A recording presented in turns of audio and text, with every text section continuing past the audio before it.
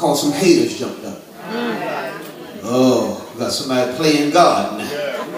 That's why we've been tight on this religious thing in the first place. Because we're protecting God's kingdom. We don't want folk rising up like they're God. And so they were blinded by the law, protecting what they believed the law said, and didn't know that Christ was actually in the law. And they couldn't see it because they were going by holding fast to the law and missed their blessing. And so I hope y'all don't mind me using this approach. I'm going to do it anyhow. All right. So he gets to the end.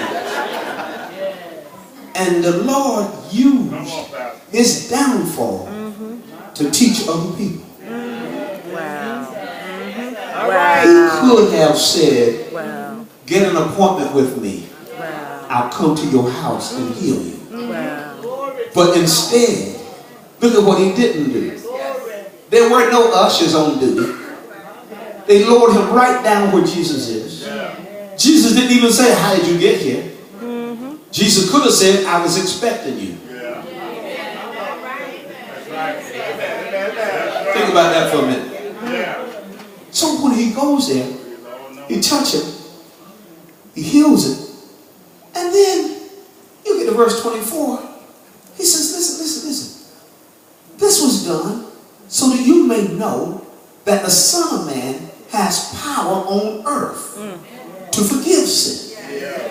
And then he said unto the palsy, and then he said unto the cripple, I say unto you, rise up, take up your couch and walk.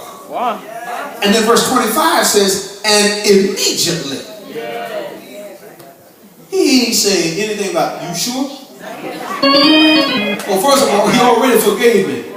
I'm just waiting on him to release me. And so he says, take up your couch and walk. In other words, the lesson is over. Class is over. I've already taught some folk that I've been trying to reach, but I had to use you. And look at God. See, God is so good. That's just like when he said it to Jeremiah, when Jeremiah was a little afraid about the preaching and the teaching and going to the crowd that God had assigned him in the Old Testament, in the book of Jeremiah. And the Lord said, through God's word, he said to Jeremiah, he said, look, before I formed you in your mother's womb, I knew you. He ain't saying nothing about before you and her and her husband hooked up. I formed you. And if I formed you, that means I had a plan for you. And if I had a plan for you before you got here, evidently I knew how you would get here. And in some cases, the Lord is so good, he knows about how all of us got here. And some of the ways we got here, he's not necessarily pleased with, because, see, I'm a love child. All right. It was in the heat of the night. All right. And here I am. All right.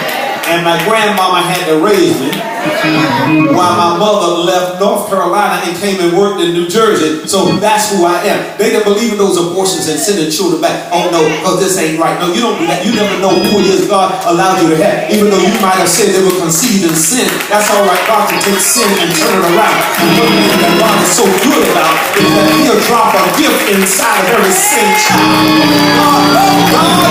God gives gifts unto sinners.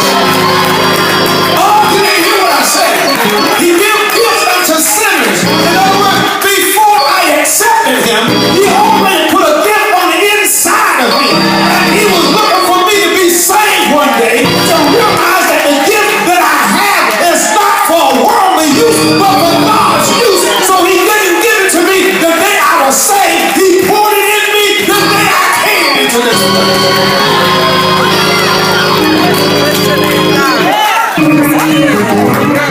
So in the end, as I get ready to close on this part, y'all love that word, I get ready to close.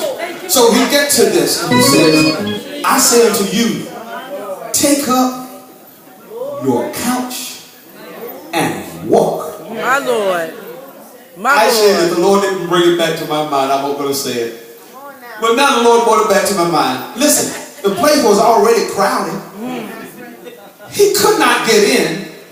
So how did he take up his bed and walk? Unless he said, excuse me, coming out. In scripture says, and on his way out, he praised God. Can you imagine? I got in your room praising God. I got in your